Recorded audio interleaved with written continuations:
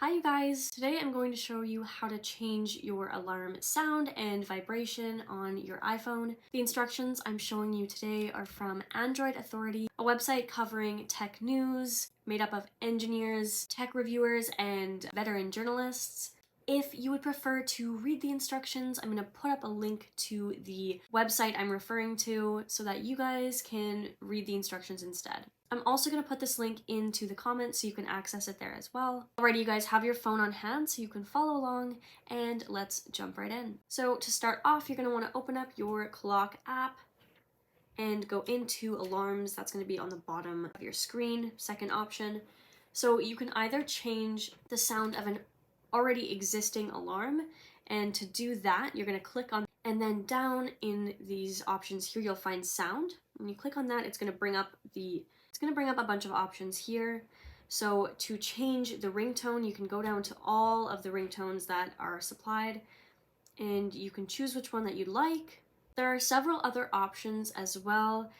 Even though the iPhone gives you a ton of different ringtones to choose from, maybe you don't like any of them, and so you can download your own ringtones from the tone store. And if you've purchased any tones, you can actually download all of them into your phone. Hey you guys, if you're finding this video helpful, hit that like button and subscribe to our channel. This will help the channel to grow and to help us reach a larger audience. Thanks so much. Back to the video. Another thing you can do, and this is something I used to do a lot when I was younger, is to change your ringtone or your alarm sound to a song, and you can pick a song from Apple Music. So if you have an Apple Music subscription, you can choose from there. Or if you're like me and you've bought songs from iTunes, you can choose from all of your songs there. And once you have it selected, you can change it. To make a new alarm, you'll go up to the plus symbol in the top right, and then you're just going to go through the same steps as before. You'll go into that sound option and save. And now that specific alarm here is that sound. So you can have different alarms set for different things. If you take any medications, you can have that alarm sound different than your waking up alarm, for example. Now, if you want to change the vibration of the alarm, you're going to go into that alarm that you've made.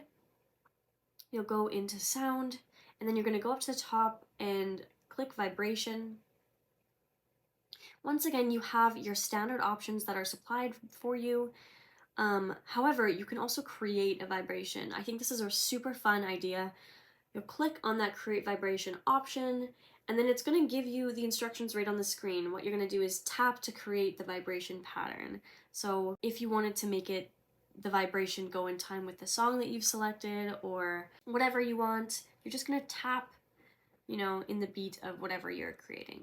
As a bonus tip, I'm going to show you guys how to delete an alarm. It's super simple and it's super easy for your alarms to suddenly stack up. There's a couple different ways to delete it. You can either slide to the left and delete, or if you want to delete several at once, you'll hit edit, and on the left side of all of your alarms, you'll see a little red minus sign, and you can click on that alarm that you made and delete.